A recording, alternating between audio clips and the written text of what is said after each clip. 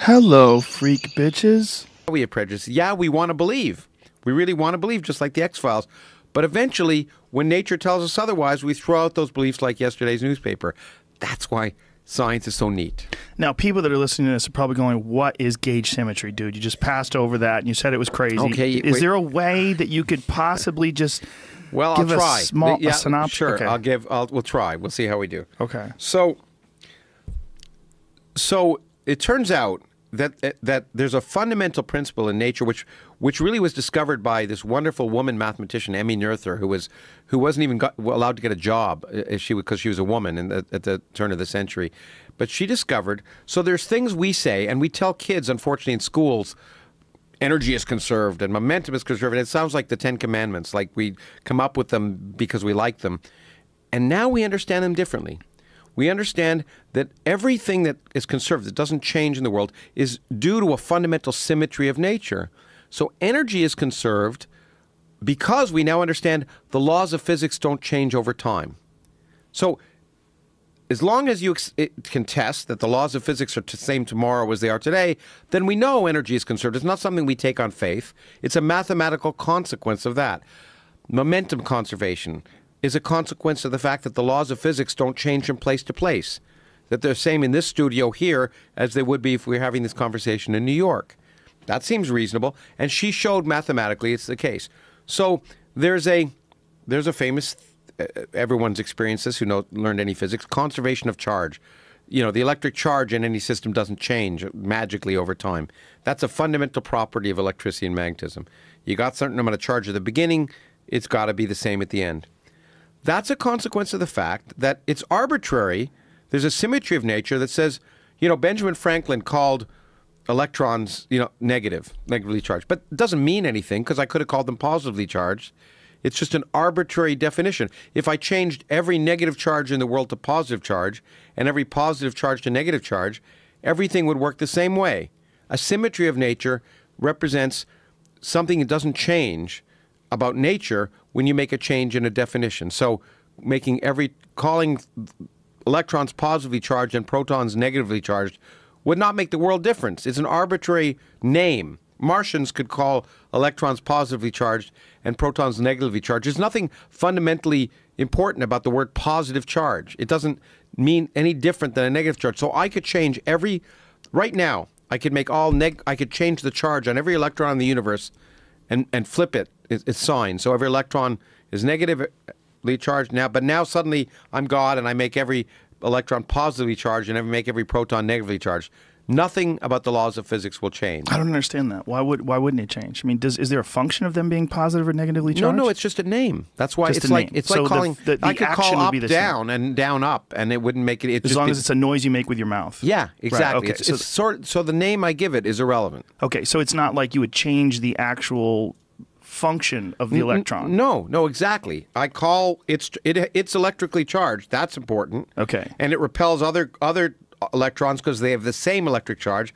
That's important, right? Two electrically negative charged particles repel. Right. But look, if I made them both two positive charged particles, they'd also repel. So the physical consequences would not change at all depending upon how I named them. I see what you're saying. Okay. Now, so the example I used in the book to try and sort of describe that is a chessboard. You got white squares and black squares, and you play with the white chessmen and the white. If I changed all the white squares into black squares, and I rotated the board by 90 degrees, it would look identical. And if I changed the black players to white players and the white players to black players, the game of chess would be identical. Nothing would change about it. So what's white and what's black is kind of arbitrary, right? It doesn't matter, which is good because if it kind of wasn't, then chess wouldn't be a fun game because if you always had black, you might win. If you always had white, you might win. But it's the same, right? Right. So I could change all white squares to black squares and black squares to white squares, and the game of chess would not change. So that's a symmetry of the chessboard, and that's like electric charge. White being negative or positive, and black being, so let's say say white is negative and black is positive. If I switched all black to white or negative positive, nothing would change about the game of chess. If I switch negative to positive in the universe, nothing changes in the universe. The game of life, the game of physics would not change. Okay. The rules wouldn't change. The dynamics, everything would remain the same about the universe. So that you could sort of, even that is not so easy. I can tell from looking at your face, it's already not so easy. Okay, but you can sort of accept that, right? Yes. Okay. Okay. That's the easy part. Okay. So here's what gauge symmetry says, and this is really weird. I can actually do better than that. I can arbitrarily change each white square in a chessboard to a black square. I can choose randomly which white squares to change to black squares, and I can still make the game of chess the same if I just have a rule book. And the rule book tells me, oh, if you're on that square, you can do what you could have done if it was a white square. So if I have the rule book, then it doesn't matter what colors the squares are. If I know I was in the square that used to be white, but I call it black, and I look at it and say, okay, my knight can do this in that square, but it couldn't do that. Right. So if I have a rule book, then I'm arbitrarily free to change the color of each square in a chessboard as long as the rule book tells me what I've done. Right. That's electromagnetism. Because it turns out electromagnetism has a symmetry that says, you know what? I could change the definition of the charge on an electron here, but in the next room differently. So I could call this electron positive and that one negative, and it wouldn't change anything as long as I had a rule book that told me that I'd made that change and how the electromagnetic interaction would be the same. As long as I'm free to change the definition of what I call positive and negative charge locally, not globally. That means I can do it differently here and there. As long as I have a rule book that says, you know what, that electron used to be negative, so it'll still repel this electron here, even though I call it positive and I call that negative. I've changed locally the definition, but I also changed the rules. I understand that, and I understand the need for the rule book. Now, it turns out that the rule book really tells you, it's a rule at each point in space, right? It's a rule. It tells you what you can and can't do at each point in space. So we call that a function, because a function is a number or a rule at each point in space. A function at space is exactly that. Well, it turns out the function that does that is the electromagnetic field. If you ask what would be the mathematical characteristics of a quantity that would make sure the rules remained the same no matter what I called an electron place to place, and you asked how I could write it down mathematically, it would have exactly the mathematical form of the electromagnetic field, the thing that we call the electric field or magnetic field. The mathematics of it is precisely fixed by being able to allow us to change the definition of charge from place to place in a way that doesn't change the ultimate dynamics, doesn't change the way the world works. It's prescribed by the mathematics. The rule book is prescribed, and the mathematics of that rule book turns out magically almost to be exactly the mathematics of Maxwell's equations, which are the equations of electromagnetism. Here's where it gets squirrely for me. Okay, good. Why would you do that? Why would you change the definitions? Why would you need that rule book? Well, because, what it says is that nature somehow has this symmetry. It doesn't depend, what you don't want to, but it says nature has designed itself such that the definition of electric charge from place to place is arbitrary. It really came, if you want to step back, Einstein told us, that length and time are kind of relative to, they depend upon the observer. And his theory of general relativity actually said, I can define locally what my coordinate system is, what my length is, what my time is. I can define that arbitrarily locally, and it may differ from place to place. My rulers could differ from place to place, but the universe doesn't care, because there's this thing called the gravitational field that takes into account of that, and nature has that symmetry. So it doesn't matter if I change the rule book, if I change what I define as space and time locally. The universe behaves exactly the same. So when you say by symmetry, do you mean essentially there's a balance, that there's always going to be an equal numbers of negatives and positives, and if you change the functions of each one, it balances itself out? Is that what you're saying? That's sort of a consequence. It says that the universe can't be charged, ultimately. But no, it really says that that's a quality of nature that nature doesn't care about. Namely, that's a label. But nature has a symmetry. In physics, symmetries are things when you make changes, then the object doesn't change. Take a sphere, okay? A sphere, you can rotate it. But it looks like a sphere, no matter what rotation you make. Right. That's a symmetry of the sphere. That's why it's so beautiful in mathematically. Nature's the same way. I can take another quantity, I'll call it electric charge at this point, and I can change it.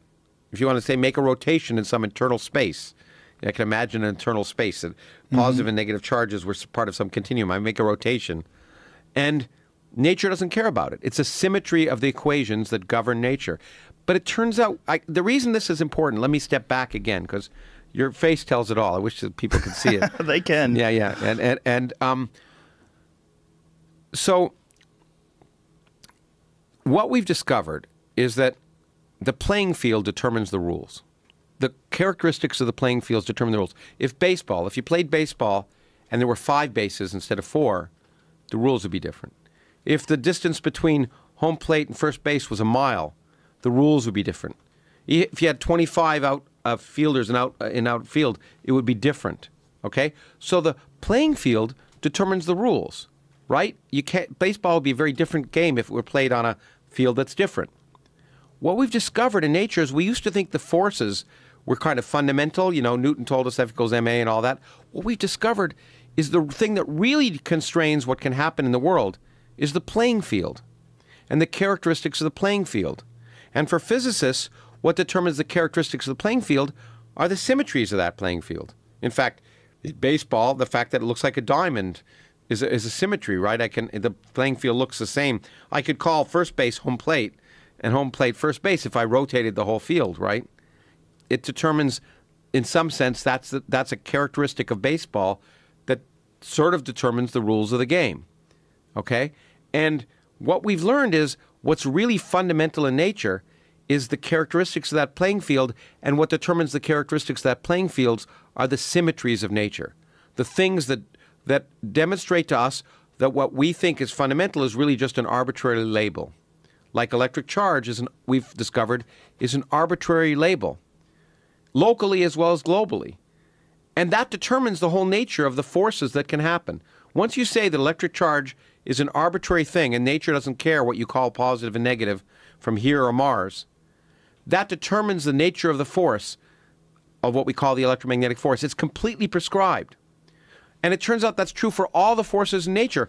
The nature of gravity is determined, as Einstein showed, by the fact that you can change what I define as 1 meter here, and on Mars call 1 meter something else, and nature doesn't care what I label as a meter.